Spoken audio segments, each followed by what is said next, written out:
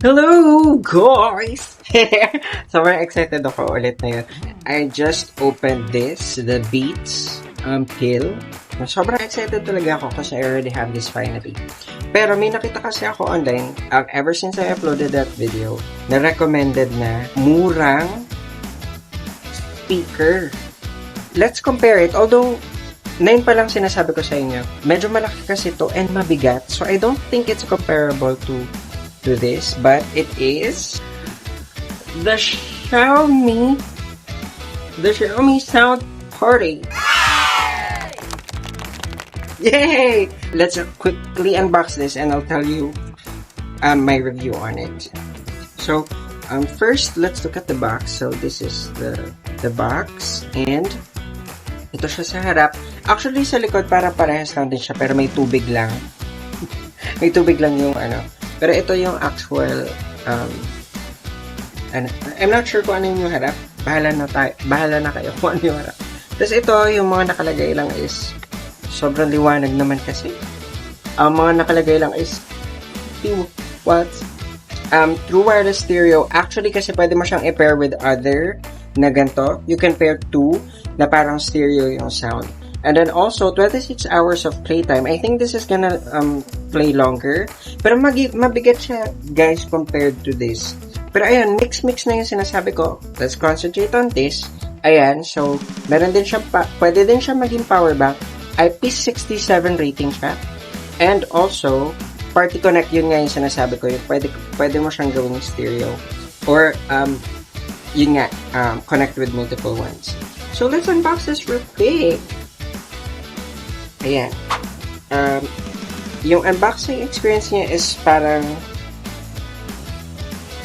matigas, unlike Apple products. Matigas siyang ibubo.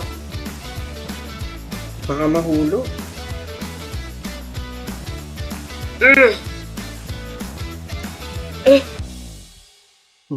Making sounds. Buong entire video makikita nyo lang gumaganto na ako. 3 minutes na ako nagaganto. Please stand by.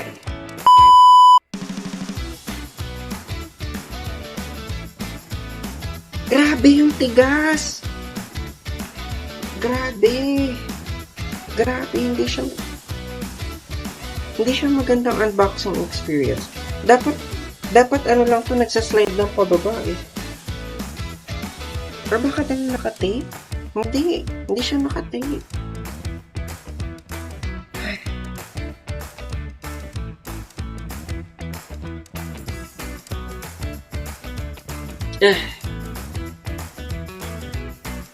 Grabe, guys! Parang ayaw niya mapabukas. Ayaw niya gamitin siya. Ayan. See. Anyway, nakalimutan ko ipakita sa earlier, may nakalagay na Harman. Sabi ni ate yung nagbebenta nito, parang JBL siya. Also, guys, kaya to recommended, as you can see, Design Award siya of 2025. So, I think maganda talaga to.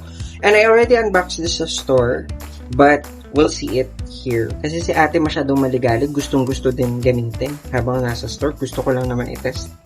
Pero ayan, this is it!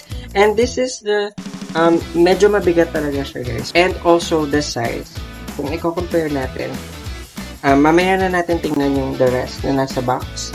Pero ito kasi yung mga laman niya, which is the actual unit. And to be honest, medyo parang hindi siya ganun ka-premium. Though it is kind of premium, but I wouldn't expect it kasi mura lang to. 4,000 lang siya. So, compared naman sa mga Beats Pills or sa mga JBL, mura lang talaga siya. Pero, ayan, maganda siya. Actually, it does feel premium. So, ayan, this is the unit. As you can see, it's really nice. You have the Xiaomi logo. And then you have this one. This is the NFC. Kanina si ate, dito pa niya tinatap yung Samsung Fold. Dito naman pala. Si ate talaga. Tap siya ng tap dito. Anyway, ayan. And this is the orange line here. Actually, this is not only for design. Pwede din siyang ito yung parang ganyan niya, parang handle. So, ang ganda ng pagka-design talaga niya. Nagigets ko kung bakit nag-win to na award. But yeah, let's try it. Here in the dito din, may makikita kayong mga buttons. This is the power button, the plus and negative sign, and then the play button. Pareha siya dito. Although, mas madaling makita yung kung ano yung mga buttons here. Kasi medyo puti siya. And then also, here at the bottom, you can see kung ano-ano mga kailangan. So, unlike dito kasi sa Beats Sphere, meron din pala sa Beats Sphere. So, I think that they require that you have to recycle this properly. I mean, kung sira na siya, it should be disposed properly. You don't recycle it. So, ayan. IP67 siya. Ang feeling niya parang canvas. I'm not sure kung metal to eh. Parang metal siguro siya sa loob pero may canvas. It looks nice. Dito sa likod naman meron siyang yung charger, USB-C port. Then you have the base. Then you also have the Bluetooth button and also the pairing. Ito yung pairing button. So, kanina tinest namin. Ang ganda niya pag dalawa yung nakatunog. Pwede kayo mag-home stereo. Pero ayun, let's try it real quick and see. Ayun lang. Pangit lang yung on button niya. It's not, yung on sound niya, it's not as satisfying as this. Sorry, ito lang yung kasi pwede kong i-compare.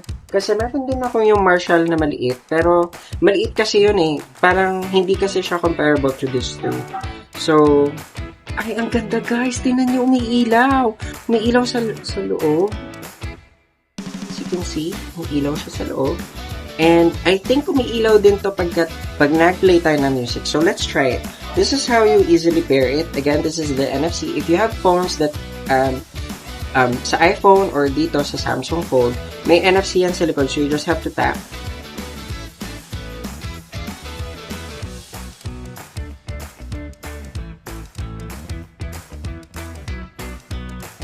Wait lang, kailangan ata mag-play ka muna. So, I'll try playing first here. Nakakalap na! How can I not leak it? I look so good, you look so good, maybe we should all leak it. Oh my gosh, sobrang lakas guys.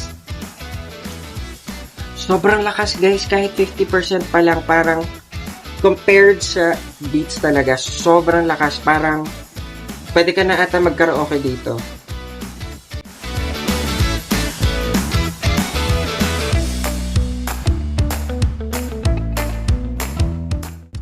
Guys, tingnan nyo to ha, ikakat ko lang yung audio, pero tingnan nyo, tumatalbog yung ano. Although, hindi naman yan bago sa mga stereo such as this. I think Sony does that also with their speakers, and JBL. Pero it's just nice to see it here.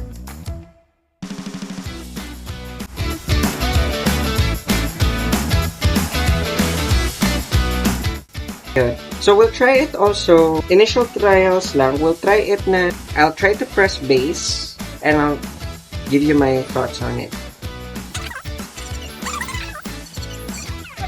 Meron pa rin siyang bass kahit naka-off yung, in-off ko na yung bass.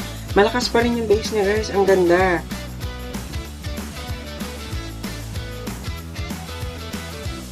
Ang galing guys, pag ino-on and off nyo, parang itong mga ilaw sa loob, parang gumaganon. So, quick comparison lang guys. Xiaomi talaga is the best when it comes to the volume. Kasi when you connect it to a Google TV, or let's say if you connect it to Android TV, I haven't tried it in other TVs yet. Apologies for that. I only have a Google TV. So if you connect it to a Google TV, 50% lang, okay na siya yung tunog niya. It's not too loud and it's not too, alam mo yun, hindi siya masyadong mahirap i-adjust yung volume each time. However, I noticed when you use Beats, you actually get din 75% para lang ma-maintain mo yung magandang volume. Also, most of the time, dahil processed niya, based on my experience, processed yung yung audio. Parang kailangan mo siya minsan, kunwari pagka may background music, mas malakas pa yung background music kaysa sa dun sa nagsasalita. So, mas maganda talaga yung Xiaomi when it comes to connecting to your TV. However, for your Apple phones, of course, Beats will still be the best. That doesn't mean that Xiaomi does not sound good on your phone as well. It actually sounds great. However, mas mahirap siyang i-connect back and forth between your devices. Unlike this one, yung Beats, sobrang dali niya i-connect. Once you select it on a Bluetooth speaker, let's say on your Apple device, parang doon na siya connected and stuff. So, sobrang dali lang yung gamitin. However, both are really good. And also, I don't think this is also a good comparison, by the way, kasi Xiaomi, as you can see, is really bigger than the Beats. Yung Beats feel is just, say, 70% the size of the Xiaomi. However, also, it looks like it has speakers at the back. So, ayun lang. But I still like overall the design of the Beats. I think this should have won the best, design award. But this Xiaomi really has good, design as well. I think yun na muna for this video. I just wanted to unbox this with you and also compare it with the Beats tail. Although, if you can see kasi, it's slightly, or actually, it's a lot bigger than this. There's also, I think, the difference with this kaya larger than to is because there's also a speaker here and there's a speaker here. Plus, yung base niya is in the sides. Unlike, dito kasi sa Beats, half kasi nung pill is yung pang bass and half is yung actual sound. So, this is really worth it. Sobrang worth it nito. 4,600 lang ata to. And, I can say right now, ang ganda talaga ng music when I play it. Nakakatakot lang kasi hindi ako sure if wala na pala akong sasabihin, baka mabash pa ako na. Pero anyway, ayun lang. Thank you so much guys for watching this quick vlog. Hope you like this video. If you like this video, please like, share, and subscribe. Also, if you're a fan of Beats like I am, please do watch my unboxing video of this. And I hope you have a great day. Bye!